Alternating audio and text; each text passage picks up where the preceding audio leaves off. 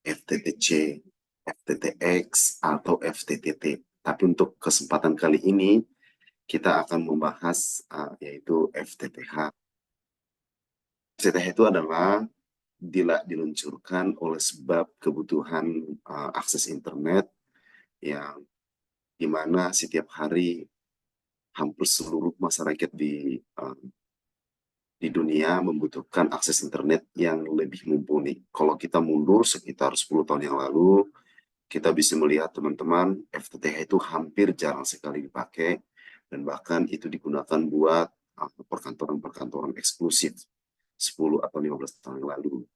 Kita masih bisa melihat mungkin ya rata-rata teman-teman di sini masih sekolah di SMK atau mahasiswa mungkin ya.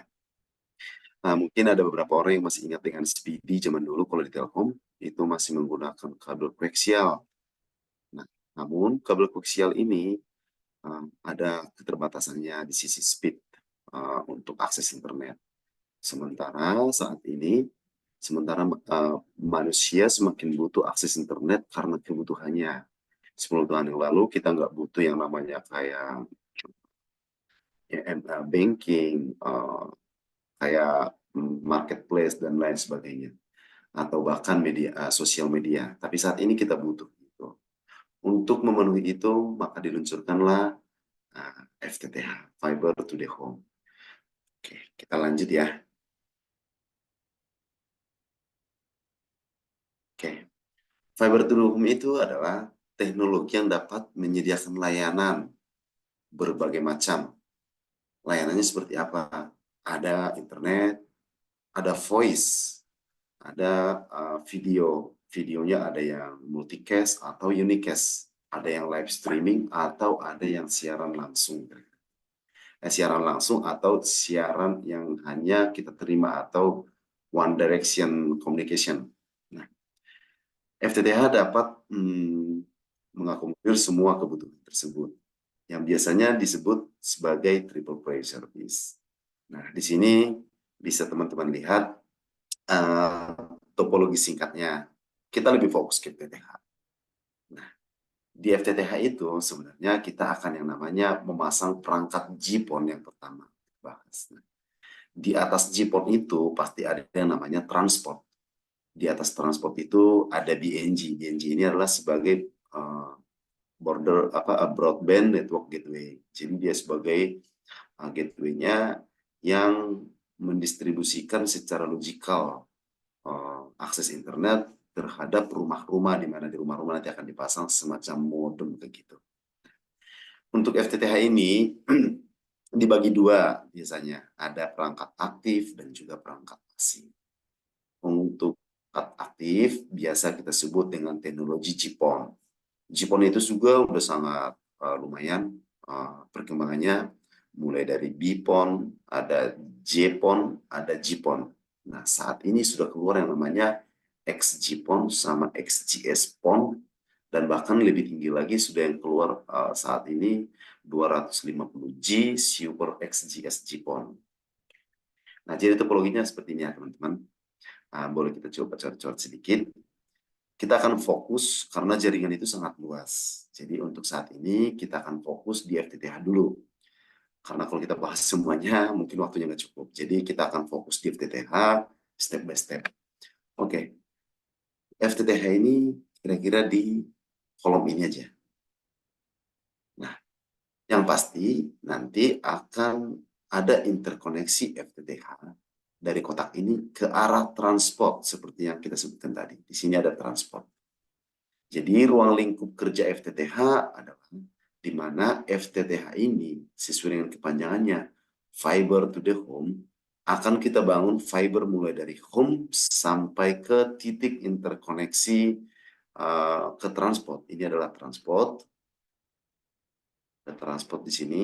Nah, di sini FTTH. Di sini akan ada interkoneksi. Interkoneksinya bagaimana? Interkoneksinya adalah mengkoneksikan perangkat FTTH yang kita sebut tadi ada GPON. GPON itu adalah Gigabyte Passive Optical Network. Nah, perangkat-perangkat GPON ini ada OLT, ada ONT. ONT-nya nanti di rumah-rumah. Ada ONT di sini. Nah, kita berangkat dari konsep dulu, dari topologi. Ini akan kita konekin ke sini. Setelah dikonekin, baru kita bawa sampai ke ONT. Kita mendeliver dari OLT sampai ke ONT lewat media apa? Lewat fiber optik. Fiber optiknya seperti apa? Seperti yang sering kita lihat di pinggir jalan. Di situ ada backbone, atau di sini disebut sebagai feeder. Nanti di sini ada FO-nya ke arah distribusi. Nah, di sini nanti ada IKR, instalasi kabel rumah. Yang biasanya mungkin ada teman-teman yang punya layanan internet di rumah, ada kabel kecil warna hitam yang ditarik dari depan rumah sampai ke rumah kita masing-masing. Lalu setelah nyampe di rumah, kabelnya setelah nyampe di rumah sini, dikonekin yang namanya ONT. ONT ini ada di setiap rumah. Jadi dibagi dua, ada perangkat aktif, ada perangkat pasif. Perangkat pasifnya adalah mulai dari fiber, ada FDT. FDT ini semacam terminal. Kalau di listrik atau di rata-rata di sini teman-teman teknik elektro ya. Semacam kalau di listrik semacam terminal, kalau di network semacam, kalau di perangkat aktif semacam hub lah ya, yang mampu nge-bridging network tanpa melakukan configuration ke distribusinya. Nah, FDT ini mirip juga ada. Jadi nanti dari sini ada echo, nanti tiba-tiba dibagi di sini. Ini disebut namanya splitter. Splitter itu ada rasionya. Ada yang 1:4, yang 1:8. Nah, biasanya untuk di TBG ini kita lakukan 1:8. Nah, di FAT ini nanti kita akan bagi juga 1:8. Kira-kira begitu. Maka satu port OLT itu nanti, satu PON itu adalah passive optical network, itu sekitar 64. Itu garis besarnya. Jadi yang perlu kita pahami dulu adalah tentang topologinya. Kalau udah mulai paham dari topologi, nanti sense terhadap FTTH-nya sudah mulai muncul. Oke ya, jadi kenapa FTTH? Karena kita butuh akses internet yang lebih cepat, makanya ditinggalkan yang namanya XDSL atau DSL. Ini dulu masih kabel tembaga, masih kabel Cooper, makanya kita FTTH. Kalau XDSL pakai modem, FTTH pakai ONT. Kalau XDSL pakai switch, FTTH pakai OLT, kira-kira gitu. Nah, topologinya hampir mirip tapi nggak sama. Kalau XDSL pakai Cooper, kabel tembaga, kalau FTTH pakai FO. Kenapa FO? Karena dia lebih cepat dan kapasitasnya lebih besar. Gitu. Oke, kita lanjut. Nah, ini nih. Teknologinya sangat berbeda tuh. Kalau fiber optik bisa sampai saat ini untuk fiber optik, kalau kita berbicara transport, ini sudah bisa mendeliver hampir sampai 1 tera, maaf, di Indonesia udah hampir 1,6 tera per port. Tapi sebenarnya fiber optik ini bahkan banyak yang menyebutkan bahwa ini bisa sampai ini disebutkan sebagai next generasi network infrastructure, ini bisa sampai tembus sampai 20 tera atau bahkan lebih. Nah, terus kalau kabel koaksial ini sudah terbatas. Kabel koaksial itu ya paling sampai 100 rata-rata sebenarnya sih speednya untuk yang koaksial seperti ini. Cuman di sini rata-rata setelah di-deliver ke rumah-rumah, ini bisa 1 Mbps sampai 8 Mbps yang mampu kita deliver sampai ke rumah-rumah. Tapi kalau untuk FO, yang tadi bisa sampai 1 tera. Tapi untuk diakses, yang kita pakai adalah saat ini, di mana FTTH masih pakai GPON, berarti upstreamnya masih 2,49 atau 2,5 giga per upstream, 1,25 per download. Jadi ini masih bisa sangat layak dipakai untuk di rumah-rumah. Nah, wireless ini banyak banget kendalanya. Selain daripada frekuensi yang akan jadi intermittent interference, kalau misalkan kita menggunakan yang free channel frekuensi, nah kalau kita pakai yang berbayar, harganya lebih mahal, tapi tetap ini sangat dipengaruhi oleh attenuation dan juga dipengaruhi oleh cuaca. Makanya solusi yang tepat untuk rumah adalah FTTH. Gitu. Ini sudah mulai ditinggalkan. Oke, kita lanjut. Oke, teman-teman, seperti yang kita jelaskan tadi, kita coba pertajam lagi, kita zoom lagi lebih dekat. Kira-kira interkoneksinya begini. Kalau tadi kita sebutkan secara topologi, ini adalah yang kita sebut tadi sebagai part of transport. Jadi ini adalah sebagai bagian dari transport. Di transport itu ada router, ada switch. Kalau lebih ke level atas lagi, ya ada macam-macam sebenarnya sih untuk transport. Nah, tapi untuk FTTH yang akan kita implementasikan dan yang secara umum diimplementasikan adalah kalau bukan switch berarti router. Supaya routernya ini bisa dikonekin ke transportnya dia.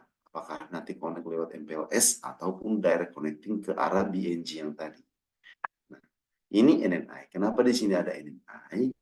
Nah, secara umum FTTH itu biasanya dipakai sebagai netral infrastruktur. Artinya netral begini. Ini kita akan provide di sini FTTH dan di sinilah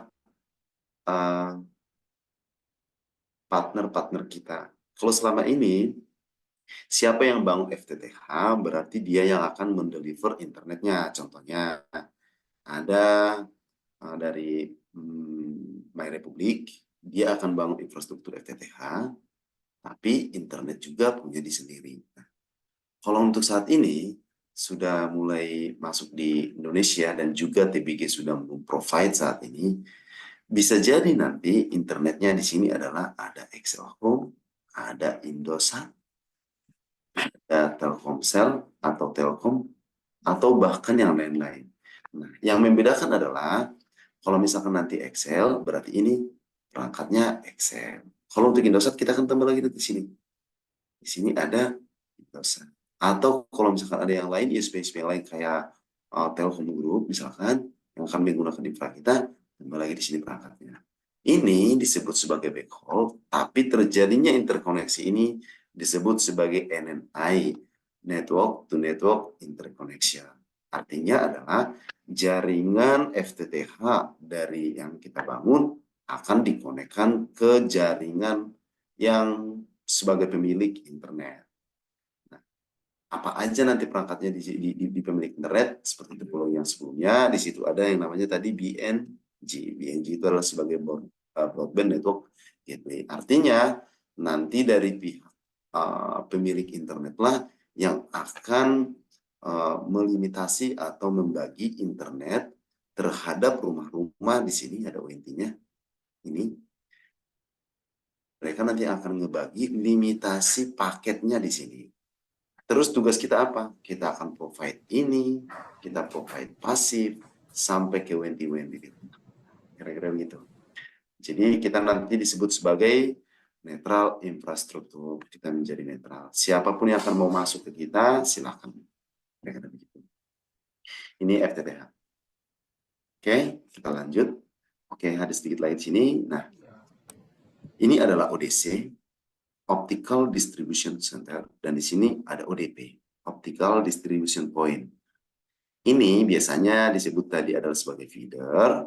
Kalau itu topologi yang tadi, ini disebut sebenarnya ada FAT, ada FDT, sama aja sebenarnya. Cuman kalau ODC biasanya ditaruh di pinggir jalan. Mungkin rekan-rekan sering lihat di pinggir jalan ada kotak seperti ini ya, di taman-taman. Nah, kalau FAT yang tadi biasanya ada di tiang listrik, di tiang fiber optik. Ukurannya lebih gede, dipasang kayak gini warna putih atau warna hitam. Itu FDT atau ODC. Secara fungsi sama, cuman penamaannya berbeda. Nah, fungsinya adalah ini untuk mendeliver fibernya ini dari OLT sampai ke ONT. Dengan cara apa? Dia akan menggunakan splitter di sini. Nah, ini nih kelebihannya si FTTH. Dia connect cuma hanya satu fiber dari sini ke sini. Nyampe di sini terjadi splitter. Di splitter contohnya 1, 2, 3. Biasanya harus genap ya, 4 misalkan, atau 8. Nah, cuma di gambar ini kita kasih 3 biar nggak terlalu kegedean. Terus dari ODP di splitter lagi. Splitternya berapa? Misalkan 1, ONT1, ONT2, ONT3, 4, sampai 8. Misalkan. Artinya, satu port dari COLT ini bisa support 4 dikali 38. 4 dikali 8 sama dengan 32. Kalau misalkan kita menggunakan formasi 4:8. Karena sebenarnya secara logikal di sini OLT ini dia support rasionya 1:128. Cuman kembali ke yang tadi, kalau cuma hanya 2,5 giga nanti dibagi 28, 128 terlalu kecil. Makanya supaya customer-customer FTTH ini yang di rumah-rumah ini mendapatkan layanan ya biasanya secara standar di Indonesia itu dibagiin 1:64. Artinya biasanya di sini dikasih di ODC ini 1:8, di ODP-nya ini 1:8. Jadi satu pon itu diingat ya, passive optical network berbentuk modul. Satu pon ini mampu 64 customer di masing-masing klien. Artinya mampu sampai 64 pon. Nah itu kelebihannya si FTTH. Terus apa yang kita lakukan di sini? Secara pasif, kita lakukan secara pasif di sini, melakukan penarikan cabling, terus melakukan pemasangan ODC, melakukan penyambungan kabel fiber optik dengan menggunakan splicer, terus melakukan pengukuran measurement dari sini ke sini. Begitu juga dari sini ke sini akan dilakukan. Dan semua pembangunan ini terlebih dahulu biasanya seharusnya kita berkoordinasi dengan yang namanya orang survei dan desain. Supaya ketahuan kita lewat jalur mana aja yang bisa kita bangun pembangunan fiber optik ini. Jadi nanti kalau rekan-rekan ada yang mau berkenan untuk ikut andil di dunia telekomunikasi FTTH, harus memahami flow prosesnya, mulai dari perizinan, terus rutenya, mana yang terbaik rutenya, jangan asal hanya ditarik, totonya banyak pohon, putus, nah itu ONT-ONT ini akan mati. Kebayangkan kalau ini satu putus, berarti ada 8 rumah yang komplain. Atau kalau ini putus, berarti ada total ratusan yang akan komplain di belakang. Nah, kita harus melihat itu, terus standar instalasinya. Terus bagaimana untuk menarik kabel ini? Nanti akan kita cek di slide berikutnya.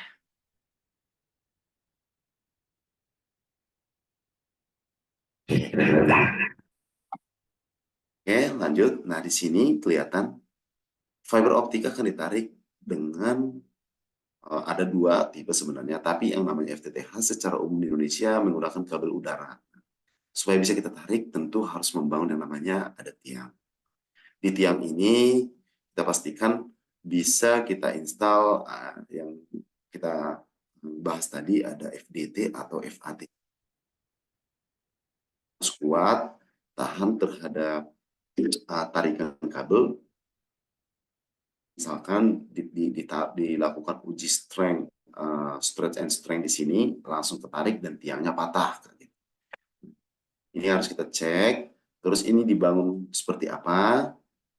Nah, ini yang akan kita cek di lapangan. Kira-kira begitu konsep dan modelnya.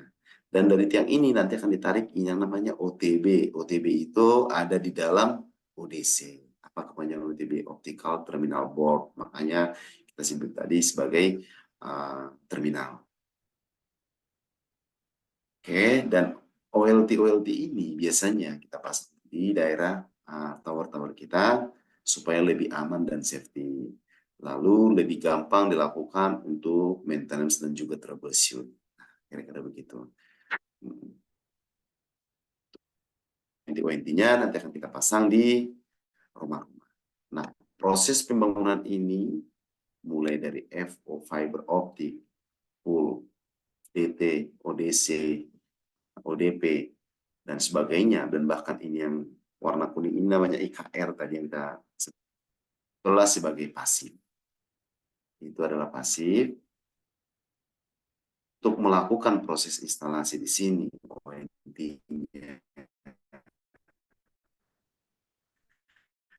dan juga maaf OLT-nya NNI ini, sini ada satu router. Ini sebagai perangkat aktif.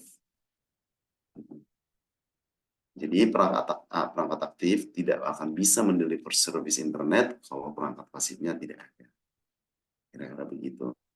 Lalu untuk perangkat aktifnya, ya di sini ada source power-nya, kita install biasanya di sini rectifier. Di konsep topologinya kira-kira seperti ini. Setelah digabungkan antara perangkat aktif dan perangkat pasif. Oke, kita next ya. Nah, gini, cara ngedesain tadi seperti yang kita singgung tadi, perangkat pasifnya, bagaimana caranya kita mendeliver fiber optik itu? Biasanya kita akan melakukan site visit, on field survey based on desktop survey. Kita biasanya menggunakan beberapa tools. Nah, teman-teman juga nanti bisa belajar. Ada Google Earth dan juga ada Webinfo, ada GIS, dan lain sebagainya yang teman-teman bisa minatin untuk melakukan penelitian terhadap rumah-rumah yang ada di sini. Contohnya perumahan A daerah Palembang nih. Kita mau coba akses dulu seberapa banyak potensi yang ada di sini untuk kita deliver FTTH. Karena kita harus tahu dulu berapa jumlah rumah atau home pass target kita yang akan kita deliver supaya kita bisa melakukan desain terhadap perangkat pasifnya dan juga perangkat aktifnya. Caranya adalah kita harus nitikin semua, lalu kita buat jalurnya. Setelah kita buat jalurnya, kita arahkan di mana sebagai titik poolnya. Sebenarnya dari topologi ini boleh aja nanti dari sini yang akan kita tarik ke arah OLT-nya, di mana di situ nanti ada sebagai ODC, atau dari sini. Desain kita terbuka. Nah, kenapa harus dari sini atau dari sini? Bisa jadi backbone kita, OLT-nya atau tower kita ada di sini, gitu, atau di sini. Nah, jadi target yang pertama adalah home pass-nya dulu. Setelah dapat home pass-nya, nanti kita lihat, oh ternyata tempat OLT kita dari sini, berarti kita cari yang terdekat. Atau kalau misalkan di bawah sini, berarti kita cari juga yang terdekat. Supaya nggak kejauhan dan tidak terlalu panjang untuk melakukan penarikan terhadap cabling fiber optiknya. Nah, kita melakukan ini, terus kita cek semuanya, terus kita bagi kriterianya apa aja yang ada di sana. Ada rumah, ada sekolah, atau contohnya ada minimarket, atau adakah di sana industri atau pabrik atau yang lain sebagainya lah, yang bisa kita bagi menjadi beberapa kriteria. Karena internet di rumah sama di sekolah tentu berbeda ya teman-teman. Dan juga internet di rumah di sekolah juga kemungkinan akan berbeda dengan minimarket. Nah, mereka mestinya harus lebih stabil lah. Atau misalkan ada banking atau ATM, internetnya harus lebih stabil. Terus lalu kita titikin. Kita lihat, kita detailing lagi seperti yang di sini. Oke, rumah ini bisa, ini bisa. Setelah itu baru kita lakukan pembagian yang tadi. Di mana kita taruh ODP-nya, di mana kita taruh ODC-nya, atau di mana kita install FAT-nya, di mana kita install FDT-nya. Sesuai dengan topologi yang tadi, dan juga konsepnya FTTH, kita kan akan melakukan contohnya 1:4. Oke, berarti 1:8, 1:8 gitu. Berarti 1, 2, 3, 4, 5, 6, 7, 8.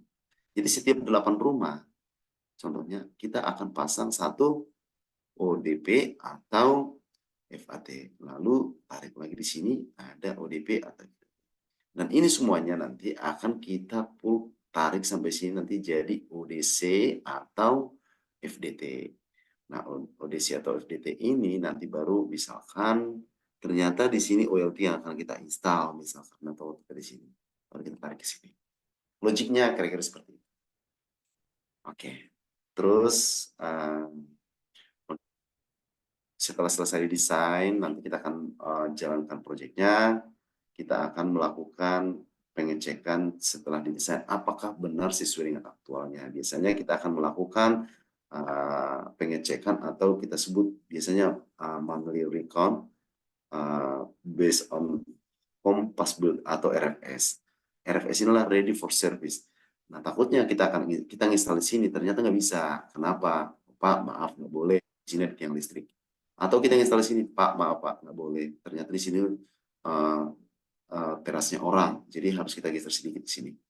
Begitu digeser ternyata ada kebutuhan sekitar 10 meter atau 20 meter cabling. Nah ini akan kita cek nanti setelah kita redesign, baru kita detailkan lagi seperti ini. Setelah itu baru home connected. Oke, Pak, ini sudah bisa RFS. Berarti sudah layak untuk dijual. Oke, setelah itu baru ini nanti kita cek. Udah berapa banyak yang terjual? Monthly recount based on work order transaction closing daily. Berapa banyak yang terjual setiap hari? Soalnya misalkan kita udah ngasih nih, contohnya dari 1.000 yang kita desain. Ternyata karena kondisi tertentu, di sini jadi cuman hanya 800. Setelah udah 800, Pak, ready 800 ya, dijual. Gitu. Ternyata yang dijualnya ini baru 100. Nah ini kita cek dari teman-teman. Biasanya yang di lapangan, dicek kenapa ini belum laku. Kenapa nggak dihabisi secepat mungkin. Apa kendalanya? Mana tahu secara teknis masih ada yang kurang. Gitu. Oke, kita lanjut ya. Nah, terus untuk melakukan ini, supaya bisa dijual, apa aja yang dilakukan? Kembali yang tadi, kalau yang barusan, di slide barusan kita lebih fokus ke perangkat pasif, ternyata perangkat aktifnya harus dicek. Perangkat yang menjadi penyedia layanan jaringan optik yang pasif dan mendistribusikan feeder kabel ke OLT. Ini sebenarnya. Di sini kita akan membuat logical. Nah, teman-teman di sini mungkin banyak yang udah belajar network ya. Nah, OLT itu sebenarnya nggak begitu susah kalau untuk internet. Di sini ada sebagai upstream, yang pasti ini bisa VLAN base ke arah atas, virtual line access network, ke bawah bisa kita bridging, atau bisa VLAN base, atau bisa kita route.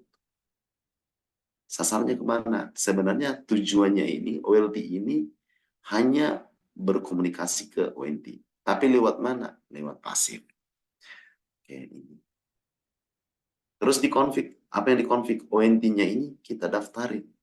Didaftarin lewat mana? Lewat serial number. Kalau teman-teman bisa mengintegrasikan network to network by IP address layer 3 atau misalkan 4 layer 2 di config VLAN, nah ini sebenarnya dikonfigur dulu lewat serial number. Itu namanya disebut provisioning.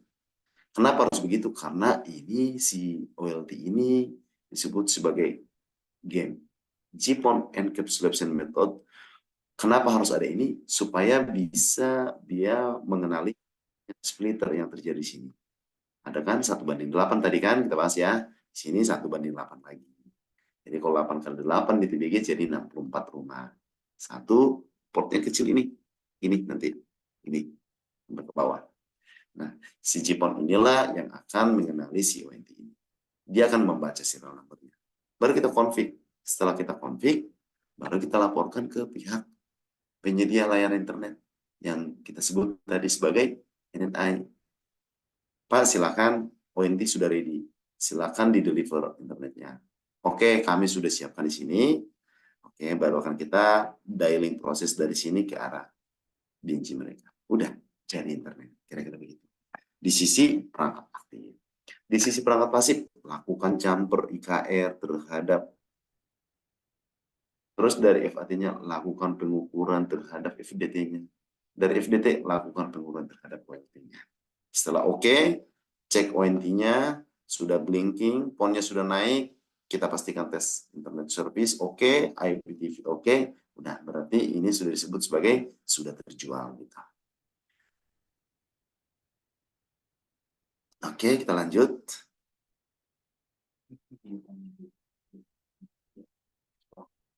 Oke, boleh, boleh, boleh. Sorry, teman-teman semua, dari slide-slide yang tadi ada yang perlu ditanyakan atau ada pertanyaan nih? Pasti banyak pertanyaannya.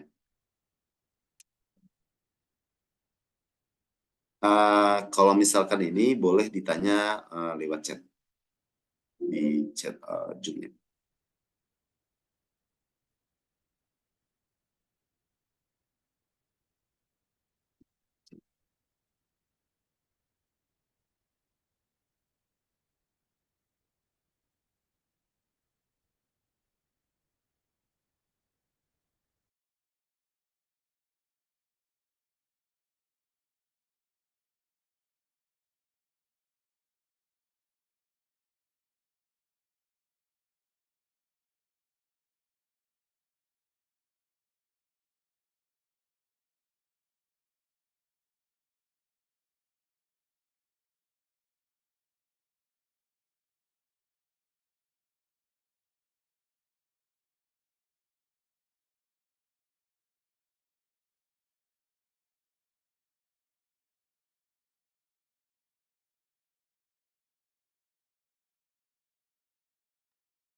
Oke, sambil menunggu dari rekan-rekan sekalian ada yang bertanya, kita lanjut lagi ya.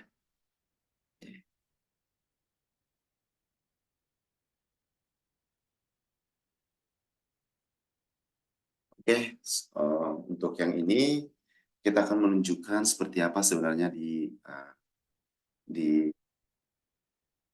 biasanya OLT itu optical line terminal ini diinstal di outdoor atau indoor. Cuman untuk slide ini kita pasang di indoor supaya sesuai dengan apa yang sudah kita implementasikan di lapangan. Biasanya ada rak kabinet. Di dalam rak kabinet ini paling bawah di sini ada baterai, terus ada rectifier. Nah, ini sebagai OLT-nya. Oke, ini OLT-nya. Nah, ini adalah sebagai OTB-nya si OLT. Nah, ini OTB-nya si OLT atau ini bisa berfungsi sebagai FDT atau bisa sebagai hanya terminalnya OLT. Artinya ini sudah terjamper semuanya ke sini supaya nggak kusut dari OLT karena kan portnya kan banyak banget ya. Ini bisa sampai 272 port. Tapi yang saat ini kita pakai rata-rata 256 port yang paling besar dan juga 128 dan 64 port. Artinya ada 128, ada 256 nanti interkoneksi patch core. Ini namanya kuning-kuning ini patch core yang ditarik di jumper ke OTB ini. Artinya OTB ini sudah standby atau ready untuk didistribusikan ke FDT berikutnya. Lalu bagaimana instalasi FO-nya? Ya kira-kira seperti ini. Ini adalah sebagai tiang kita. Ini adalah selekan. Ini berfungsi sebagai spare. Misal takutnya jika terjadi trouble di FO-nya, mungkin ketarik atau putus atau dan lainnya atau jatuh terjuntai misalkan karena ditabrak sama kendaraan tiangnya. Nah, ini kita punya spare untuk melakukan troubleshoot atau perbaikan lagi. Makanya selalu dikasih spare per tarikan. Sama halnya seperti ini. Nah, ini ketepatan kita install di Sulawesi Selatan ya. Nah, untuk ini ada ONT-nya. Ketepatan di sini ONT-nya ada brand Fiber Home ya. ONT-nya seperti ini yang akan kita install di rumahku. Oke. Dan ini adalah STB, setup box. Setup box ini akan connect ke ONT dan ini connect ke TV. Gitu. Oke teman-teman, jadi untuk pengenalan materialnya biasanya begitu ya. Kalau kita nggak bisa membayangkan materialnya seperti apa, agak susah untuk dibayangkan seperti apa konsep dan juga topologi dari FTTH ini. Jadi konsepnya seperti ini, percis, dan ini gampang sekali dicari di daerah masing-masing. Ini FAT, ini ada di tiang. Ini ONT, mungkin teman-teman di rumah teman-teman pasti ada nih. Dan ini STB, setup box juga pasti ada. Ini sebagai FDT-nya. Biasanya ditaruh di tiang juga, tapi tidak setinggi FAT-nya. Oke.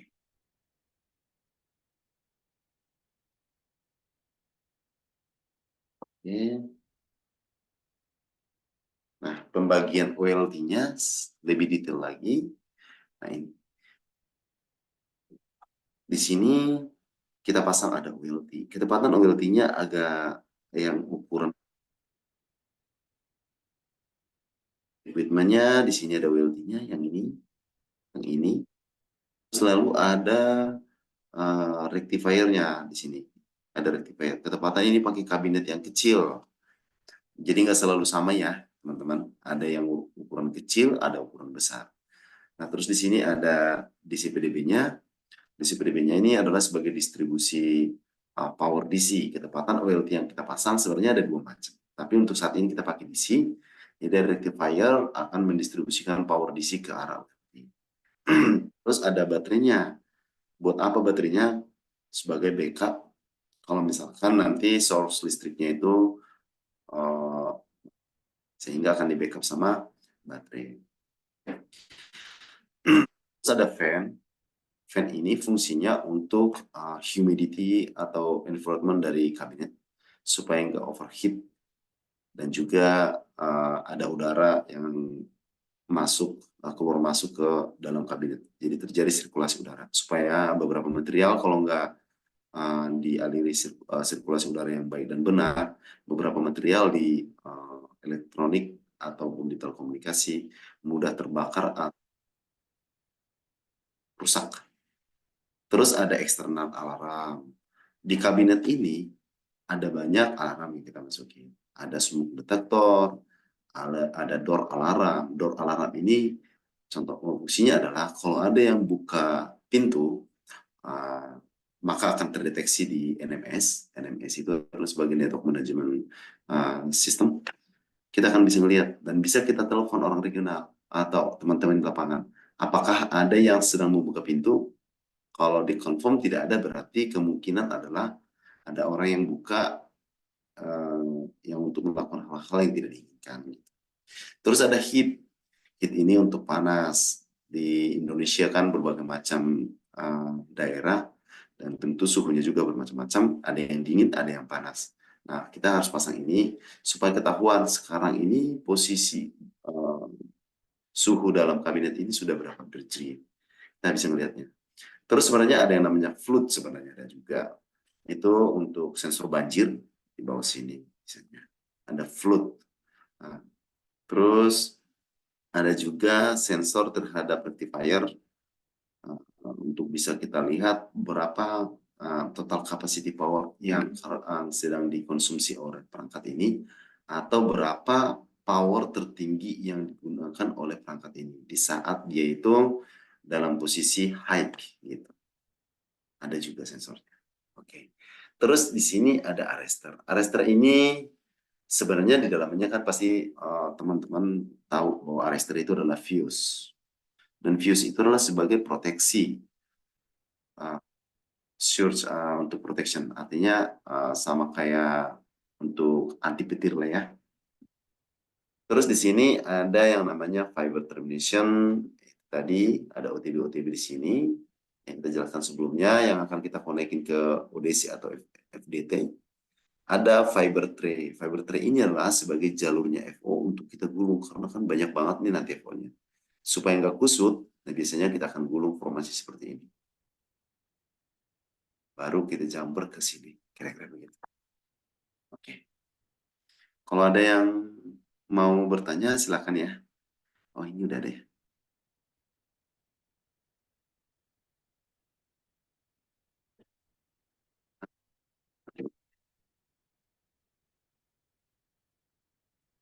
Oke, kita lanjut. Nah, ini alat-alat yang akan kita gunakan di lapangan. Ada fusion splicer. Splicer. Ini fungsinya untuk penyambungan fiber optik.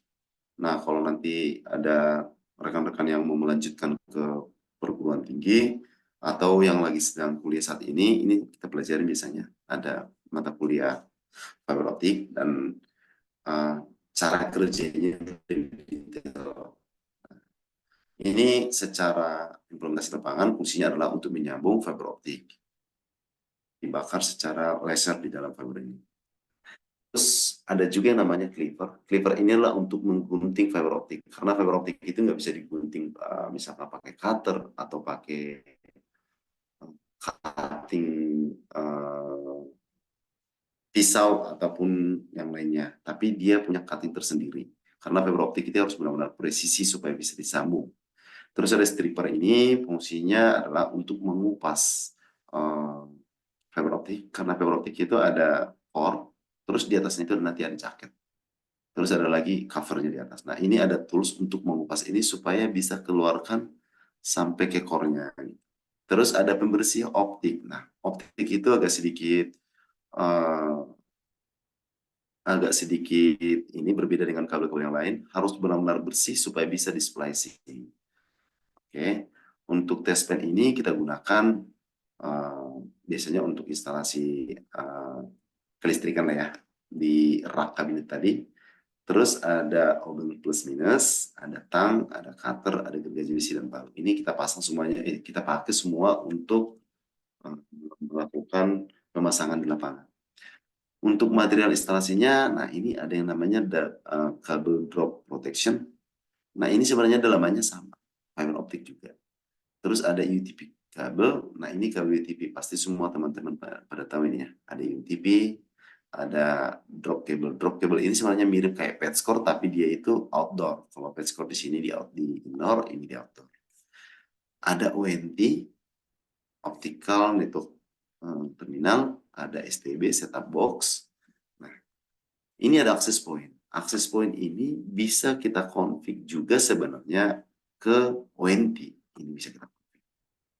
Jadi kalau misalkan kurang, ONT-nya hanya dipasang di ruang tamu, tapi nggak bisa tercoverage sampai dapur atau sampai lantai atas. Nah, ini bisa kita tarik pakai ini, konekin ke sini, konekin ke sini.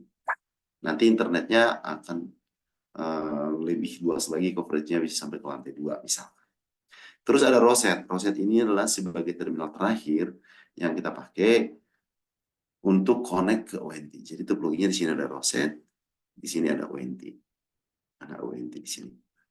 ONT ini, roset ini, kenapa harus dipasang roset, kenapa nggak langsung gitu ya.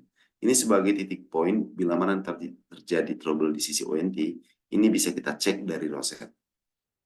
Dan juga kalau misalkan ininya rusak, patch core-nya ini rusak, ini tinggal kita ganti, connect lagi sini dan connect. Terus ada kabel wall mounted. Nah ini ada beberapa kabel seperti ini tanpa perlu harus di splicing kalau cuma hanya satu core. Nah ini pakai alat ini kayak di klik bisa langsung tersambung. Oke. Terus ada clamp untuk cabling, terus ada pipe PVC untuk sebagai pelindung ininya fiber optiknya. Oke. Untuk material instalasi FTTH ya ada juga pipa fleksibel, paku tembok, kabel tis, dan sesuai kebutuhan di lapangan. Untuk tools pengukuran yang sering kita pakai adalah ada OPM, optical power meter, ada OLS, optical light source, terus ada VPL yang bisa kita lakukan untuk nge-tracing fiber optik. Biasanya di sini keluar kayak center, keluar warna infrared, warna merah. Warna merah. Dan ini bisa mampu menjangkau sampai 20 km. Jadi kalau misalkan dari FOA, dari titik A, misalkan dari ULT sampai ke rumah customer B, ternyata jaraknya adalah sekitar 20 km. Nah ini kita lakukan, kita nggak tahu putusnya di mana. Kita colok ini ke sini, ujungnya ini, patch core SC ini namanya konektor. Nanti kita cek di sini, ternyata putusnya di sini. Oke, kita akan cek di sini. Oke, lasernya sampai di sini Pak. Berarti ada trouble di sini, kira-kira begitu. Kalau teman-teman ada sebagian yang jurusan kelistrikan, ya seperti avometer. Bisa kita tracing apakah kabel ini putus atau enggak. Masukin di sini sama di sini, kita beef apakah bunyi atau enggak gitu ya, biasanya pakai ohmmeter. Oke. Nah,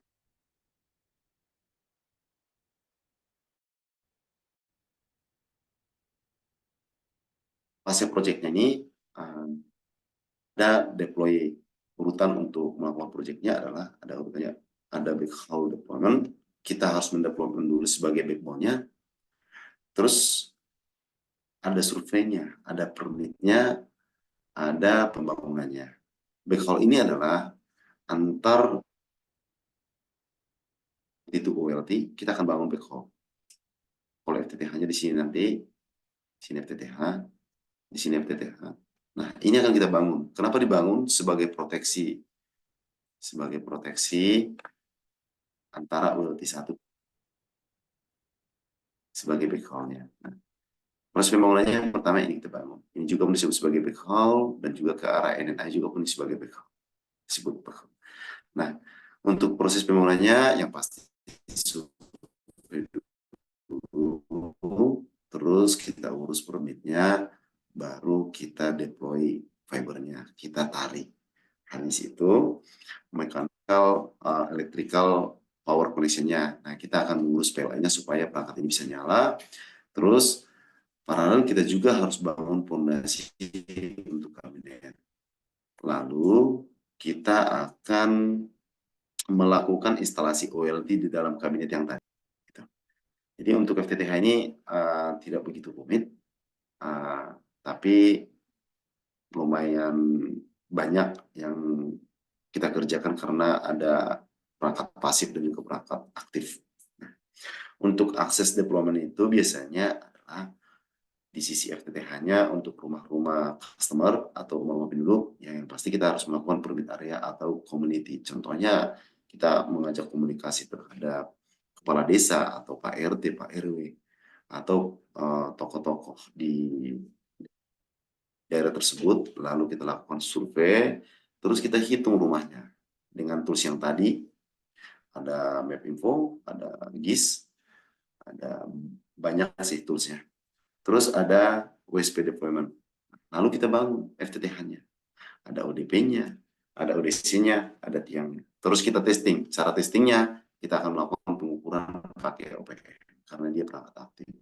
Kalau testing di sini melakukan tes internet, di sini tesnya melakukan pengukuran dengan alat ukur. Seperti OLS, OPM, atau OTDM.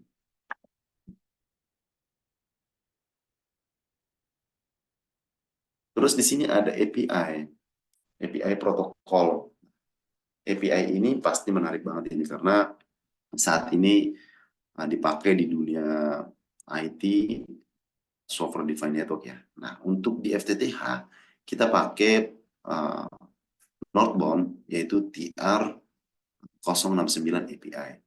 Ini fungsinya buat apa? Oke. Kalau tadi kita masih diskusi gimana caranya untuk provisioning ONT by manual.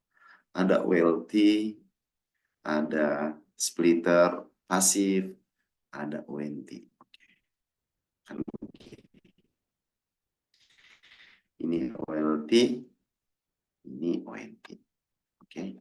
Nah, untuk melakukan konfigurasi di ONT, kita akan melakukan provisioning dulu ONT ini di sisi OLT. Caranya adalah kita akan memprovisioning serial number ONT di OLT.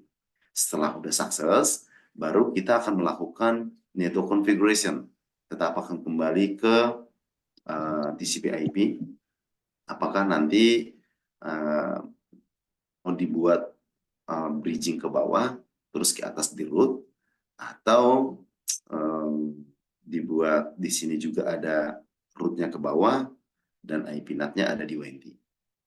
Supaya nanti biasanya customer kita kan 192 ya, 192.168.xxx gitu. Tapi sebenarnya IP dari sini ke atas itu nggak mungkin 192. Nah, ini kita lakukan secara manual.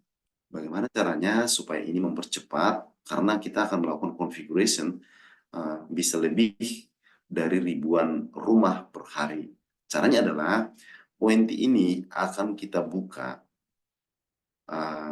kernel dalamannya, dia akan kita buka lewat protokol northbound TR069, dan di atasnya OLT ini nanti bisa kita pasang satu router, lalu kita pasang satu server. Server ini kita pasang, terus kita injek aplikasi yang namanya ACS. ACS ini adalah Automatic Configuration System. Setelah TR009-nya ini sudah di-open oleh ONT, nanti kita akan mendapatkan ONT ini by serial number OLT, dan ONT ini akan kita arahkan nanti URL-nya di sini, URL TR009-nya, URL-nya sorry, itu IP address-nya si ACS.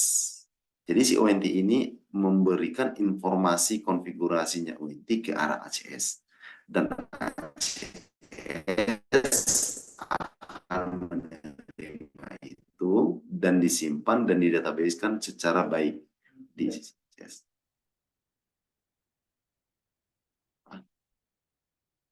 Oke, udah connect lagi ya Pak ya.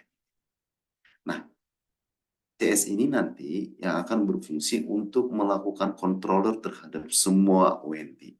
Tapi eh, dengan syarat ONT ini kita setting sesuai dengan parameter ACS. Sehingga untuk nextnya, kalau misalkan ada yang mau aktivasi, kita akan config di sisi OLT itu yang namanya auto provisioning.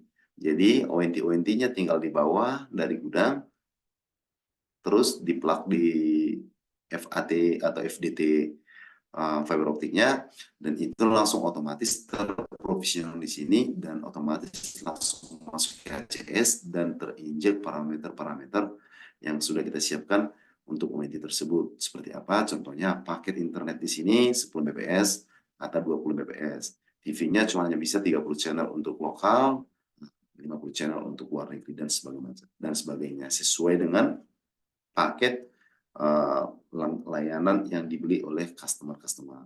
Jadi kita akan provide yang namanya ACS. Oke. Lalu activation, survey home installation, ini lebih ke physically. Nanti akan kita cek apakah mitra-mitra kita sudah melakukan survei home instalasinya, terus apakah sudah ditarik kabel wire-nya. Ini adalah sebagai IKR ya maksudnya ya, dari FAT ke arah rumah-rumah. Terus NOC-nya udah melakukan provisioning. Dia akan mengecek di sini. Setelah ini oke, tinggal masuk ke ACS. Ternyata sudah terdaftar ONT-nya. Cek apakah customer sudah bisa menggunakan servis layanan internet ataupun TV-nya. Terus install dan aktivasi ONT dan BAA documentation. Biasanya ini bagian teman-teman yang mengurusi dokumentasi. Oke. Lalu di sisi ONT atau OLT, ini karena beberapa fitur internet atau beberapa service di internet yang sudah kita gunakan bertahun-tahun ini yang selalu di-upgrade, nah ONT dan OLT pun butuh upgrade supaya bisa menyesuaikan sesuai dengan service yang sudah kita pakai selama ini. Jadi yang melakukan itu nanti ada partnya NOC. Terus ada partnya teman-teman yang stay di lapangan. Jadi kalau misalkan teman-teman nanti suatu saat ada yang bekerja di dunia telekomunikasi, ada yang sebagai khusus untuk activation, ada juga untuk NOC, Network Operation Center, untuk melihat day-to-day performance dari network ini atau melakukan troubleshoot jika terjadi kendala di lapangan. Nah, kalau misalkan nanti harus site visit atau memang ada physically yang harus dibenerin, nah biasanya NOC ini berkoordinasi dengan teman-teman yang di lapangan, kira-kira begitu.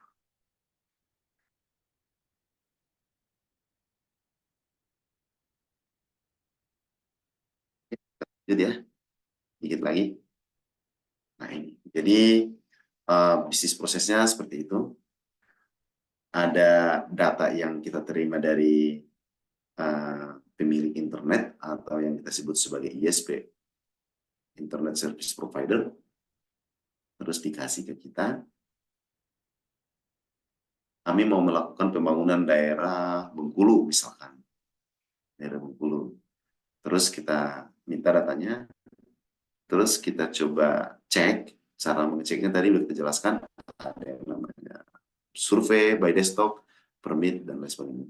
Terus kita deploy, baru kita nyatakan ready for service. Setelah ini deploy inilah project, baru operator mulai menjual. Terus order dari customer. Misalkan ada Excel Home, nah nanti akan ada order dari customer-customer.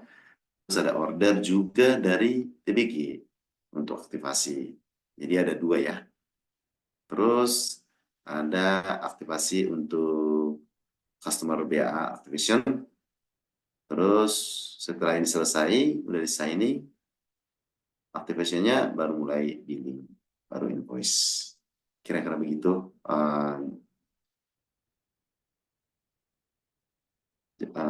flowchart-nya, dan ini masih tools yang kita gunakan, teknis-teknis yang di lapangan, harus membawa semua alat ini dan juga harus menggunakan APD dan juga safety shoes atau helm dan sebagainya. Oke, untuk fiber optik ya kira-kira ini ada yang namanya sebagai jaket, ada pelindung sampai ke di core atau fiber optiknya. Jadi ada banyak. Ya makanya karena fiber optik gampang putus, makanya dibuat safety-nya seperti ini untuk menghindari benturan atau tarikan. Misalkan ketimpa sama pohon atau ditabrak sama mobil tiangnya dan lain sebagainya. Nah ini nanti bisa teman-teman browsing di Google juga, ini bisa gampang dicari. Oke, dan polnya juga secara standar sesuai yang kita jelaskan tadi, ada tiangnya, terus ada sambungannya di sini, pondasinya juga pun ada aturannya sampai 1,2 meter ke bawah, terus ada tiangnya ke atas. Dan ini juga pun kita pasang sekitar 30 cm di atas untuk sangat perlu. Biasanya kita kasih warna, karena setiap perusahaan beda warna tiangnya, terus kita kasih klem atau riser di sini untuk melakukan nanti instalasi, misalkan butuh mau pasang slack dan lain sebagainya di sini. Oke, kita lanjut. Nah, nanti formasinya jadi seperti ini teman-teman. Jadi tiang untuk tiang ditarik, ditarik, ditarik. Nanti slacknya ada lagi. Ada dead end, ada suspensi. Dead end ini biasanya dari tiang ini sama di sini.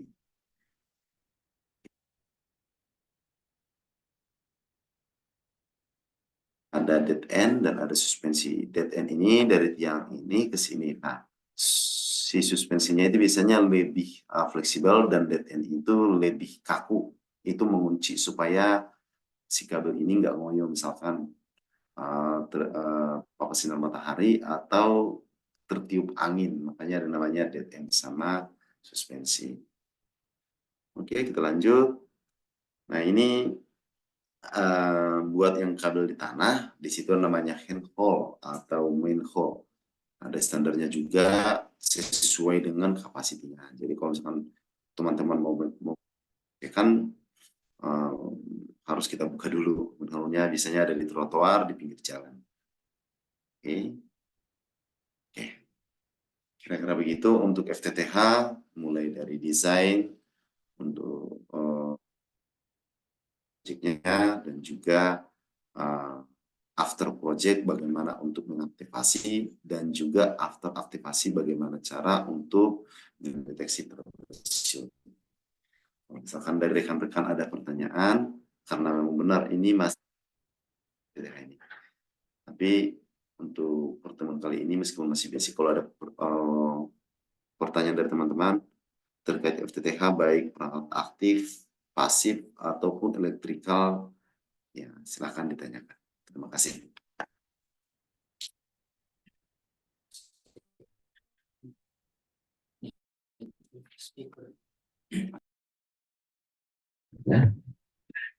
Halo, ya teman-teman, kalau ada yang mau bertanya silahkan. Jadi nggak usah malu-malu ya kalau memang nggak mau unmute, bisa lewat chat dan ya kita nanti amatin juga kalau teman-teman yang aktif untuk bertanya atau mengkonfirmasi ke narasumber, nggak apa-apa, nanti kita menjadi bahan pertimbangan juga seperti itu. Silakan teman-teman, ditunggu pertanyaannya via chat atau via unmute seperti itu. Silakan, mungkin ada yang mau bertanya, teman-teman kelas B. Siapa? Saya lihat dulu di partisipannya.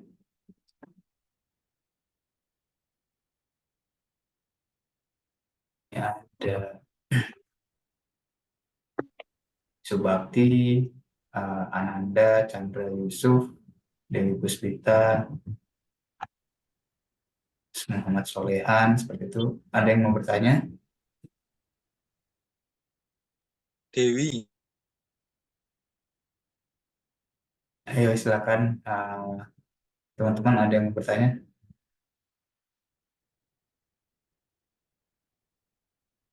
Chat juga nggak apa-apa atau mungkin di unmute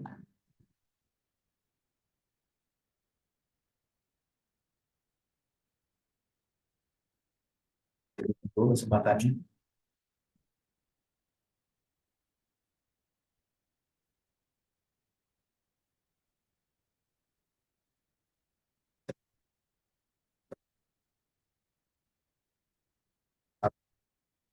Kan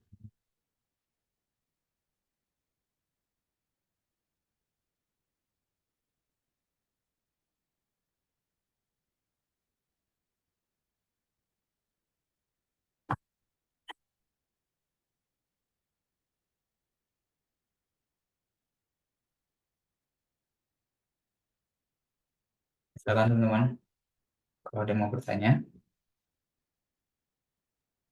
Kayaknya enggak, Pak.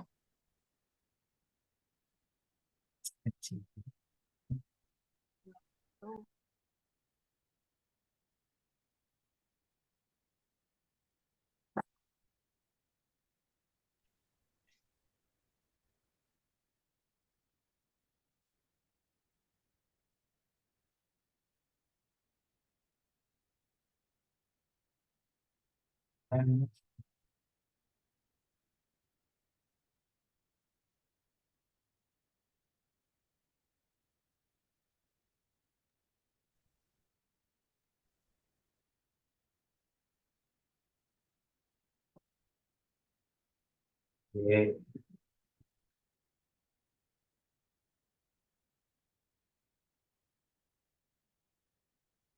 sudah ada di chat Pak Idol bernama Muhammad Akvin Ardianto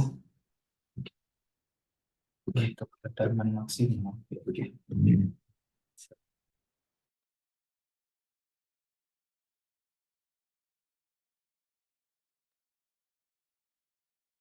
Oke, terima kasih Ma- ini ya Arbianto ya. Oke, terima kasih pertanyaannya. Sepertinya udah punya pengalaman ya, Mas. Untuk maksimal redaman biasanya kita sebut ya maksimum sensitivity ya. Nah, sebenarnya untuk bagus sekali pertanyaannya. Untuk FTTH kita tahu betul bahwa lambdanya kan ada dua ya, 1480 sama 950. Jadi di sisi OLT sama di sisi ONT itu berbeda. Yang kedua, seperti yang kita jelaskan tadi, bahwa GPON itu, OLT itu, SCP-nya pun macam-macam. Ada B+, ada C+, ada C++, dan sekarang ini sudah ada yang mengeluarkan kelas D. Nah, kalau zaman dulu masih B+ itu sekitar plus 2 ya, plus 1 sampai plus 2 dari OLT, tapi yang diterima ONT itu maksimalnya adalah minus 23 kalau untuk B+ ya. Nah, untuk C+ sama C++, dia itu yang saat ini sudah ada yang bisa power output dari OLT-nya plus 7 ya, tapi masih jarang ya. Secara umum di Indonesia masih plus 5, tapi di ONT-nya maksimum sensitivitasnya itu kita sudah minta secara standar adalah minus 31. Artinya kita punya margin kalau kita kurangkan 5 kurang 31 kan logiknya gitu ya. 5 dikurang minus 31 artinya sama dengan minus 36. Jadi minus 36 masih bisa di cover untuk integrasikan ONT dan menaikkan service. Tapi harapannya jangan sampai ke situ karena itu adalah di ambang batas paling atas lah. Maksudnya kalau misalkan terjadi trouble sedikit aja, ONT-nya langsung mati. Nah, makanya standar kita kasih di minus 28 supaya kita punya margin sekitar minus 3 dB. Kira-kira gitu, Mas. Oke, ini ada lagi dari Mas Rizky ya, dari SMK. Oke, Eh, sebentar, untuk Mas Muhammad Akvin sudah terjawab ya pertanyaannya ya. Jadi sesuai dengan SCP-nya, kalau kita yang teknologi terbaru sekarang itu ada yang bisa plus 7, jadi plus 7 dBm. Nah, nanti diterima sama UNT-nya minus 32 atau 31 dBm. Itu paling maksimal ya. Artinya kita harus bermain di tengah. Oke ya. Kita lanjut ke Mas Rizky. Kan mulai dari ISP sampai rumah pelanggan melewati apa saja. Oke. Urutan dari ISP sampai ke pelanggan itu melewati, pertama, kalau dari ISP itu kita mau membawa internet ya maksudnya ya. Nah, di ISP itu pasti ada yang namanya NAT. Ada NAT, Network Translate. Ada NAT. Terus ada lagi BNG. Nah, BNG ini ada transport tadi. Di slide pertama kita dijelaskan. Nah, dari situ nanti baru keluar ke OLT. Setelah dari OLT, lewat fiber optik, melewati ODC, ada FDT, tadi kita bahas ya, ada FAT, baru ke ONT. Dari ONT, ada yang pakai antena WiFi ke handphone kita, ada juga yang pakai kabel kalau misalkan mau ke TV, smart TV-nya atau ke laptop. Gitu ya, Mas. Terus bertanya, oke, dari Pak Solehan ya, dari Mas Muhammad Solehan ya, oke. Maksimal jarak ODP ke rumah pelanggan itu berapa km, Pak? Oke, kalau dari ODP ke rumah nggak pakai kilometer ya, Mas. Kita maksimal cuman 200 meter ya, dari ODP. Tapi kalau dari ODP ke DC sampai ke OLT, kita punya standar sekitar 10-15 kilo. Tapi kalau dari ODP ke rumah itu kan IKR ya, instalasi kabel rumah ya. Nah, itu 200 meter. Oke. Oke, Mas Jaki dari SMK YPM TAM. Oke. Apa untuk alat OTDR itu dipakai saat ada satu. Oke, OTDR itu fungsinya dipakai pertama untuk mengukur kualitas kabel. Jadi contohnya kita udah kelar kabel sampai 20 km lah ya, agak sedang ya. Nah, kita mengukur nih. Nah, biasanya kan fiber optik itu kan kabel, kita nggak tahu itu bagus atau jelek. Nah, caranya kita ukur pakai TDR.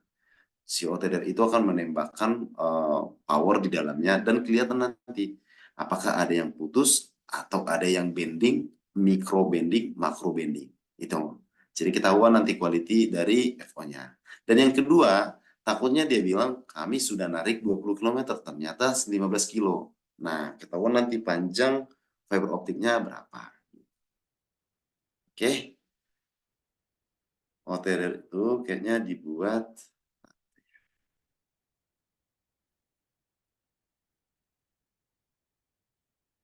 Oh ya benar, nah, ini ada dibuat untuk mencari tahu kabel yang putus, benar. Oke, ini bagus nih pertanyaannya nih. Pak izin berarti itu gimana ya? Dari Mas Chandra ya. Oke. Chandra Yusuf ya. Perawatan ULT itu dari segi fisik dan juga configuration, Mas. Kita mulai dari fisik dulu. Yang pertama, kita kan tadi pasang banyak sensor ya di kabinet itu ya. Harusnya teman-teman menarik lah. Pasti udah belajar yang namanya normally close sama normally open lah ya. Yang dua hal itu aja dulu. Jika dibuka maka alarm, jika ditutup close alarm. Kan gitu aja simple thing ya. Nah, kita banyak bikin alarm di situ, ada alarm banjir, ada alarm panas, ada alarm smoke detector, ada alarm pintu tadi ya. Minimum 4. Fungsinya apa? Ya alarm pintu itu ya takutnya untuk menghindari maling. Yang pertama. Yang kedua, nah, untuk panas itu kita tahu karena maksimum OLT itu ada di suhu 71 derajat Celcius, Mas. Jadi kalau misalkan suhunya itu tembus di angka 50, bisa kita situ udah alarm supaya teman-teman kita langsung ke sana untuk melihat apakah fan-nya berfungsi, AC-nya berfungsi dan lain sebagainya. Nah, lalu cara perawatannya gimana? Ya rutin maintenance kita akan lihat suhunya kayak gimana, baik secara physically. Terus kita cek apakah di sini sering ada genangan, takutnya nanti karatan dan sebagainya. kira-kira gitu. Kalau dari logic, apa yang kita lakukan? Kita rajin-rajin mengambil log. Apakah sering terjadi alarm di sana, alarm panas? Apakah pernah ada kelembapan yang melebihi dari standar kita, sehingga kemungkinan menimbulkan karatan atau korosi? Nah, kita cek by NMS. Terus konflik-konflik yang sudah nyampah bahasanya, teman-teman ya, anak-anak SMK tim kita di sini biasanya bahasanya nyampah ya. Artinya teman-teman sudah konflik tapi nggak dibuang konflikannya, nah itu bisa bahaya untuk nextnya. Kenapa bahaya? Di saat nanti ada customer, tapi menggunakan logik yang sama, nah itu jadi bingung, confuse. Itu salah satu teknik maintenance. Begitu sudah selesai berlangganan, hapus konfigurasinya supaya nggak numpuk. Nah itu salah satunya. Kira-kira begitu. Mas Chandra Yusuf ya, untuk pertanyaannya, untuk jawaban pertanyaannya. Oke, ada lagi kira-kira pertanyaannya?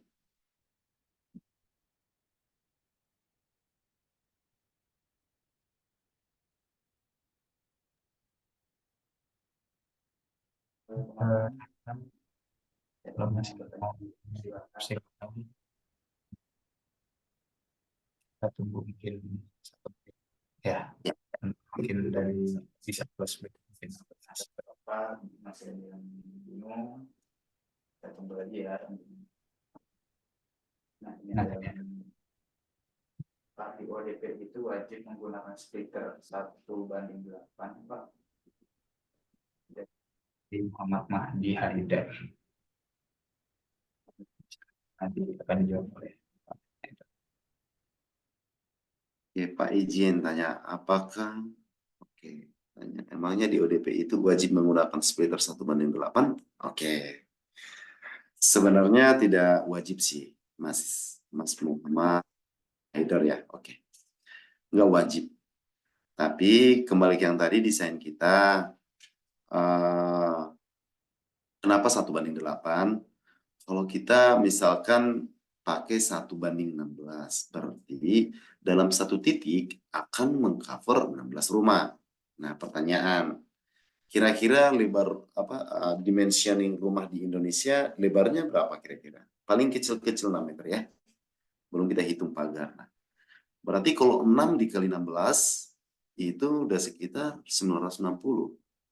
Sementara standar kita itu, kalau misalkan 960 dibagi 2 berarti 400 sekian lah ya. Nah, kita tadi kan IKR-nya 200 sampai 250 meter dari ODP ke rumah-rumah. Jadi, nanti kalau kita kasih 1:16, kepanjangan IKR-nya. Kepanjangan IKR-nya, terus jadi kusut nanti kayak kegulung-gulung di tiang-tiang di perumahan. Makanya kita pasang 1:8 supaya lebih menarik, estetiknya dapat, dan mudah di troubleshoot karena cuma hanya ada 8 rumah satu UDP. Apakah bisa kita buat 1:32? Bisa kalau ada splitternya. Tapi kita kembali juga ada seninya juga dalam mendesain FTTH. Di network itu ada seninya juga ya Mas ya. Di topologi pun ada seni, logiknya juga pun ada seni. Gitu.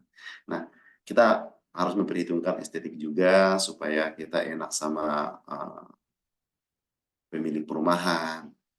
Terus di saat nanti teman-teman mau melakukan troubleshoot, lebih mudah dan gampang, terus lebih gampang di trace, kira-kira begitu. Dan yang tidak kalah penting, ODP 1:8 di Indonesia banyak. Gitu. Ada lagi kira-kira pertanyaannya?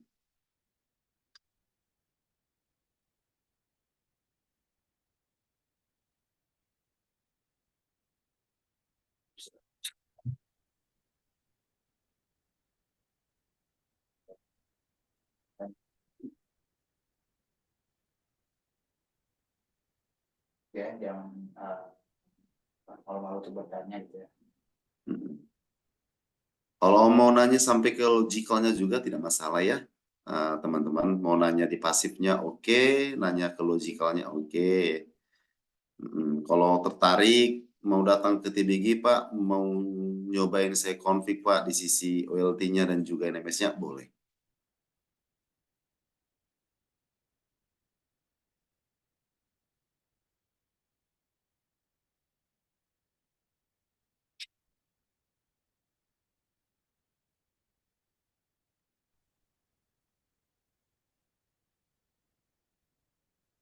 beberapa detik lagi ya teman-teman ya, 10 detik lagi.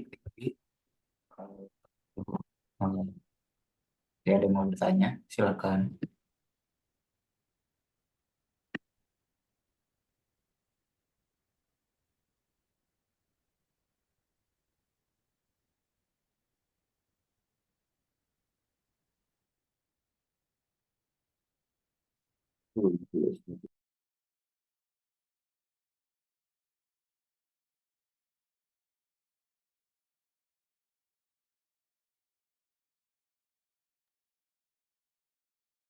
Oke.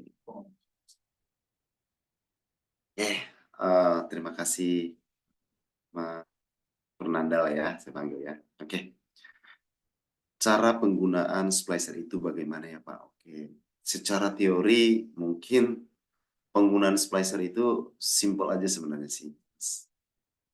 Yang supaya jadi expert splicer itulah yang dibutuhkan adalah praktiknya dan juga jam terbang sebenarnya. Secara teoretikal kita memahami sebenarnya cara memotong kabel, cara mengupas menggunakan yang tadi tools ada tangnya tadi, terus kita motong pakai clipper. Sebenarnya tinggal kita bersihin aja setelah kita udah kupas dengan benar, kita potong dengan benar, terus kita masukin di splicing. Di situ biasanya ada clippernya juga. Kita masukin di situ, terus kita masukin ke ruang bakarnya splicer, tinggal kita tutup di F, selesai sebenarnya. Tapi secara teori itu agak sedikit berbeda dengan praktek karena merapihkan pictel ini, tahu kan pictel ya, di OTB enggak semua orang sama, ada yang benar-benar telaten betul tuh sampai rapi sampai bagus itu. Untuk saya pribadi sendiri kurang pintar untuk itu, meskipun saya bisa untuk splicing, tapi untuk bikin lebih rapi lagi ya ada teman-teman yang lebih pintar. Jadi cara penggunaannya splicer itu cukup simpel sebenarnya. Yang penting kita coba alatnya mana gitu. Sebenarnya dicoba aja. Hanya melakukan pengupasan kabel, terus kita bersihkan pakai alkohol, terus kita cutter. Setelah di cutter, kelihatan baik dan benar cuttingnya, kita ukur di splicernya, udah benar-benar 90 derajat, masukin di clipper. Di clippernya kita atur sesuai dengan jarak antara FO yang mau disambung, biasanya sekitar 2 mili ya, kiri dan kanan, 1 mili kiri dan kanan. Lalu kita bakar atau di F di sisi splicingnya. Udah sebenarnya, selesai. Gitu. Mas? Oke. Pak, pembagian rasio di ODP itu rumusnya kayak gimana Pak? Kok tiba-tiba ada yang pakai 50 pakai banding 50? Oke. Oke, terima kasih Mas pertanyaannya. Pembagian rasio di ODP itu sebenarnya gini. Mungkin apakah yang dimaksud dengan, karena saat ini ada namanya precon, di mana ada splitter rasio. Oke, kalau kita saat ini masih pakai tradisional, artinya kita masih secara rata, Mas. Jadi 1:8 di ODC-nya, artinya dari 100 ya dibagi 8, contohnya. Terus lalu yang 8 ini nanti akan dibagi lagi di ODP. Terus dibagi 8 lagi gitu. Jadi masih 1:64. Nah, untuk yang 50:50 ini sepertinya ini yang make splitter ratio, di mana cuma hanya satu, coba gambarkan sedikit ya. Oke, ketepatan kita mau progres DP model seperti ini. Ada yang namanya model splitter ratio seperti ini. Ini OLT. Oke, nanti ke sini lanjutannya ke ODP lagi. Nah, ini akan dikeluarkan sekitar 90% dan ke sini rumah-rumah 10%. Ini ODP 1, ini ODP 2, nanti dari sini juga dikeluarkan 10% lagi. Di sini dilanjut 80%. nanti terakhir ketemunya jadi 50-50. Di sini 50, di sini 50. Kenapa begitu? Supaya power dari sini sampai ke sini kejangkau. Makanya dikeluarkan di sini 10% karena ini lebih dekat ke sini. Ini dikeluarkan di sini 50 karena ini udah lebih jauh ke sini. Nah, ini namanya disebut sebagai splitter rasio. Ada perbandingannya. Kalau teman-teman mau coba lihat, coba cek deh di pasaran juga udah ada yang dijual. Gitu. Oke ya. Oke, lanjut untuk Mas Aji Subakti. Izin bertanya, apakah jika crimping FO harus dibersihkan pakai alkohol secara serat kacanya? Jika tidak dibersihkan pakai alkohol, apakah akan berpengaruh ke redamannya? Ya, secara umum sebenarnya bukan kacanya yang kita bersihkan, tapi alkohol, jelinya, Mas. Jadi di FO jelinya itu dipakai sebagai isolator supaya, karena kita tahu betul ya, kelemahannya FO itu dia itu sebenarnya sangat dipengaruhi oleh terestrial, oleh kelembapan, dan juga oleh cuaca. Nah, kalau Cooper kan dipengaruhi medan listrik sama medan magnetik. Nah, makanya dikasih jelly. Jelinya ini lumayan tebal. Nah, untuk membersihkan jelinya ini, kita butuh alkohol. Kalau nggak dibersihkan, itu nggak bisa disambung. Kalau dipaksa disambung, nanti sambungannya nggak sempurna, kemungkinan dia itu loss atau fiber cut. Gitu, Mas. Kenapa harus pakai alkohol? Karena alkohol itu yang paling bagus untuk ngebersihin jelly. Pak, izin tanya, kalau mau mencari titik FO yang putus melalui VFL, cahayanya itu tembus, atau kita harus mengupas sedikit di tempat yang dicurigai? Oke, terima kasih Mas jawabannya, pertanyaannya. Jadi gini, kalau kita mau melakukan VFL, ya, dari titik A ke titik B kita sekarang dapat informasi ini adalah putus, cut.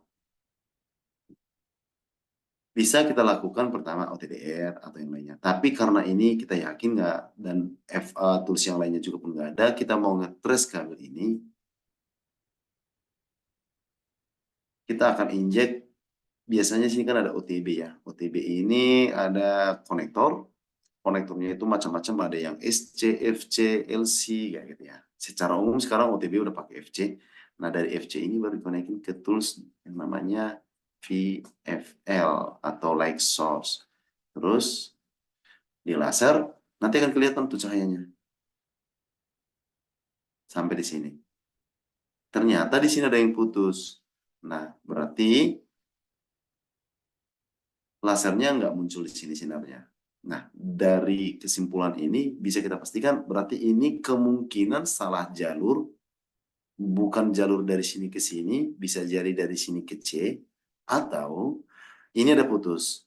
Oke, berarti saya butuh OTDR.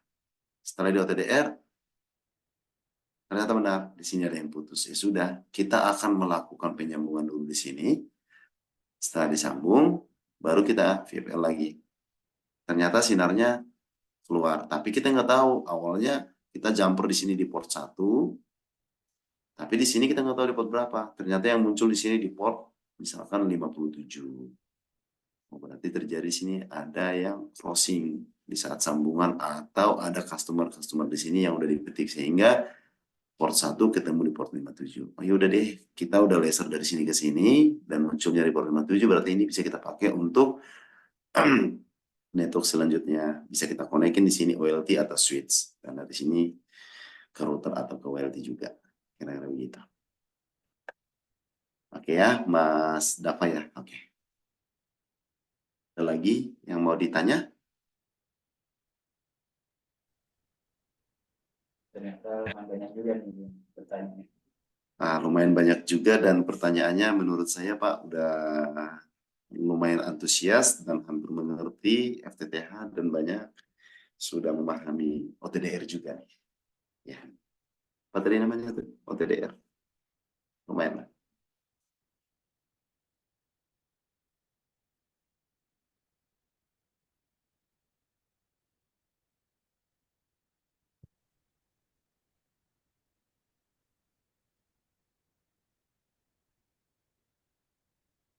Oke, baik. Kalau Belum ada yang mau bertanya.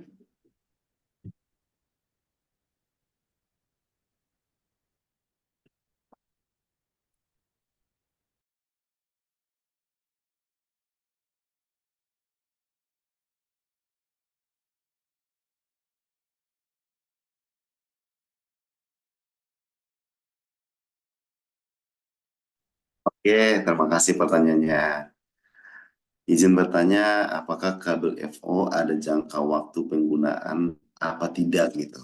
Nah, ini secara teoretikal sebenarnya banyak yang menyebutkan FO itu layak digunakan sekitar 20 sampai 30 tahun.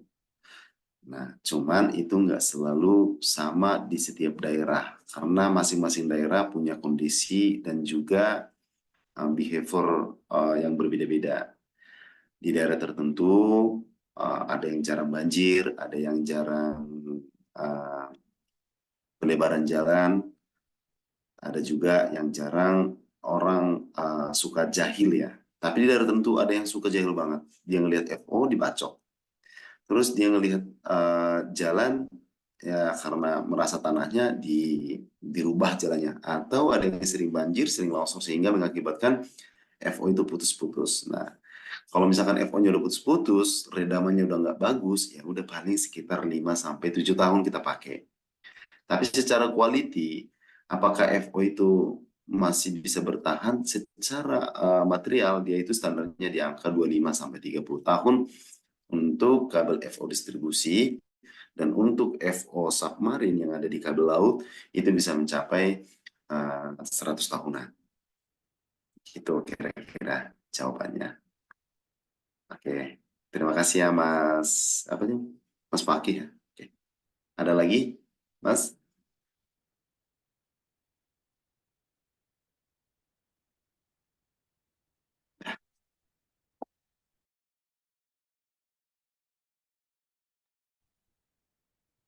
Oke, terima kasih teman-teman ya sudah banyak yang bertanya, berarti memang antusias dan ya kurang lebih teman-teman sudah ngerti juga lah ya FO dan FTTH seperti apa. Jadi dari pertanyaannya gitu.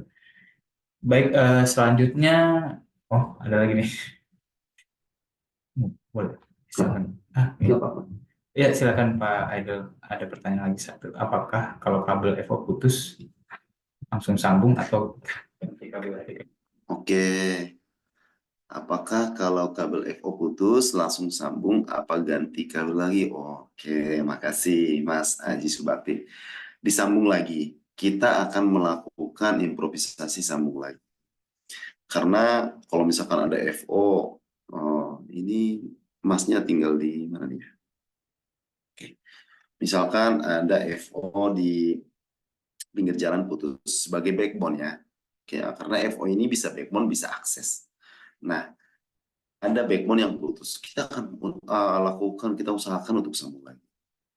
Apapun caranya gitu. Karena untuk membangun itu butuh biaya yang besar gitu. Bukan sedikit gitu. Tapi kalau FO-nya ini FO untuk FTTH dan juga untuk IKR yang untuk ONT, kalau misalkan FO-nya putus, ya tinggal kita ganti aja.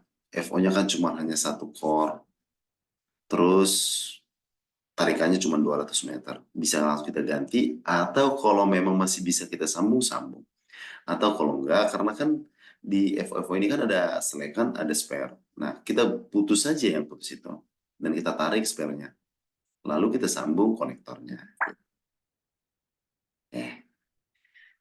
Lanjut Mas Julhamdi, oke Pak izin tanya apa saja hal yang dapat dipengaruhi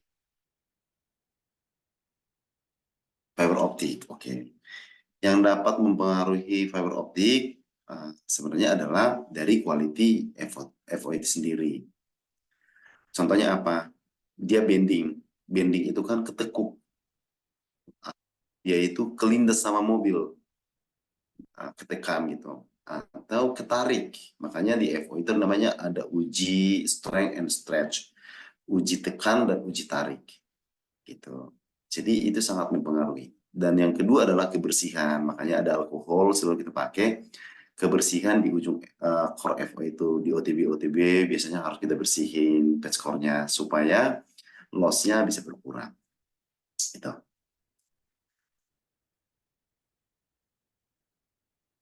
Oke.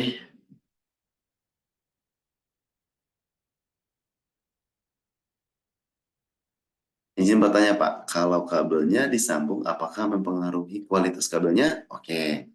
Tentu sebenarnya sangat mempengaruhi. Tapi kembali ke yang tadi, hitung-hitungan kita ada satu orang tadi yang bertanya, berapa loss maksimum sensitivitas tadi ya, atau berapa loss yang di sisi ONT. Nah, kita hitung dari situ. Makanya dari OLT itu akan mengeluarkan positif 7 dB dan di ONT akan menerima minus 31. Artinya kita punya spur sekitar minus 36 ya rugi-ruginya. Jadi kalau kita hitung rugi-rugi FO itu kan per kilometer kan cuma minus 0,2. Kalau kita tarik misalkan sampai 20 km lurus, minus 0,2 dikali 20 berapa coba? Nah, jadi cuma hanya 4 dB kan. Nah, sementara kita punya minus 36. Nah, jadi kalau misalkan ada yang putus di tengah, kita sambung lagi. Nah, rugi-rugi sambungan standar itu 0,2, 0,3. Nah, paling maksimal kita terima 0,3. Berarti kalau misalkan ada putus 4 kali di tengah, berarti 0,3 dikali 4 sama dengan 1,2. 1,2 tambah 4 masih minus 5,2. Sementara kita kan masih punya cadangan sekitar minus 36 tadi ya, tinggal ditambahkan aja. Minus 36 ditambah tadi 5,2, berarti masih punya sekitar minus 30,5. Jadi masih bisa masuk. Intinya adalah kita masuk di level marginnya aja. FO bisa disambung. Yang penting masuk margin. Temannya Mas. Apakah struktur wilayah dapat mempengaruhi FO contohnya di desa? Oke. Secara default tidak ada masalah baik itu di desa dan di kota, Mas Mas Chandra Yusuf. Yang kita khawatirkan adalah dia itu sering banjir sehingga mempengaruhi struktur FO-nya, ditabrak sama sampah, didorong sama ini sama macam-macam lah, atau orang-orangnya yang jahil. Jadi secara khusus tidak ada. Nah, tapi banyak menyebutkan bahwa kelembapan itu mempengaruhi fiber optik. Makanya secara umum fiber optik sudah dipakai jaket dan juga pelindung yang bagus dan kuat supaya bisa dia itu dipasang di baik itu daerah yang panas, daerah yang tinggi, daerah yang lembab untuk saat ini. Itu Mas.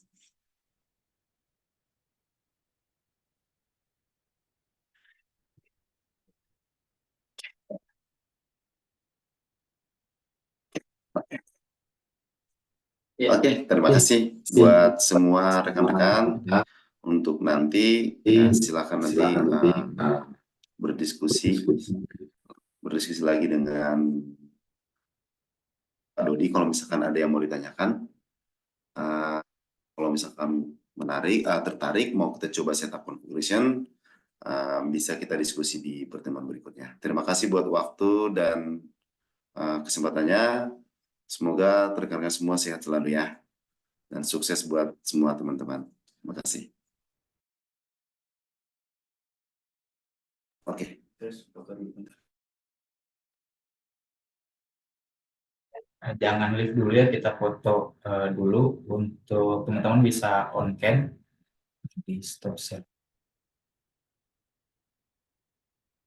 Bisa on cam dulu sebentar ya, jangan live dulu, kita on cam dulu untuk implementasi dan nanti akan mengerjakan post test ya, dan nanti maksimal dikumpulkan jam 2. Oke, on cam dulu teman-teman, untuk presentasi, untuk report juga kita ke sekolah seperti itu ya.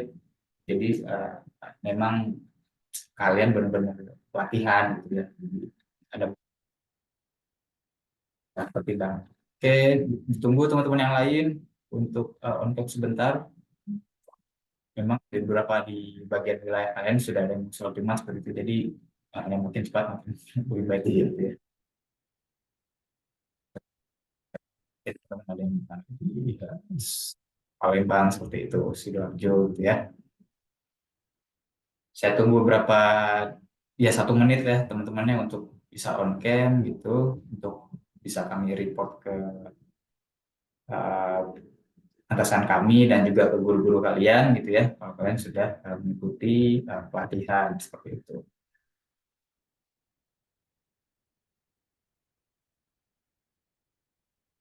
Oke, baik. Siap Jumatan. Ya, siap. Oke, oke. Ya, eh, tahan dulu sebentar ya, aba-aba dari saya. Nah, 1, 2, 3,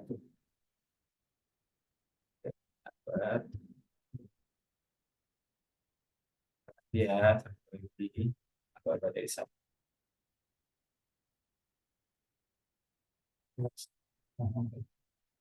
1, 2, 3.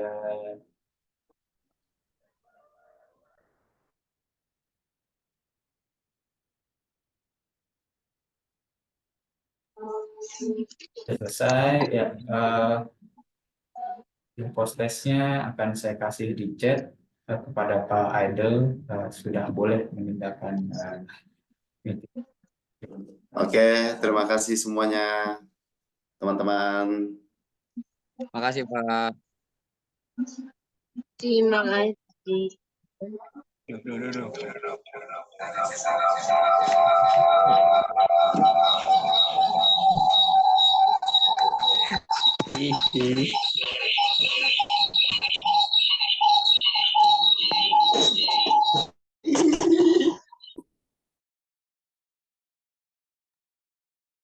Ya, teman-teman post testnya sudah saya kirim dan mohon dikerjakan gitu ya. Dan apa dikumpulkan maksimal pukul 2 siang. Seperti itu. Sudah dari tadi, Pak. Oke, oke, terima kasih. Yuk.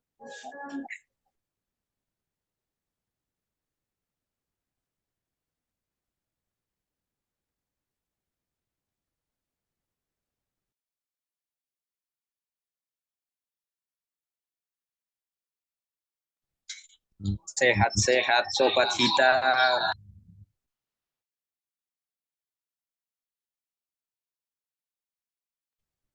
Sehat-sehat anak Jawa. Aku Jawa.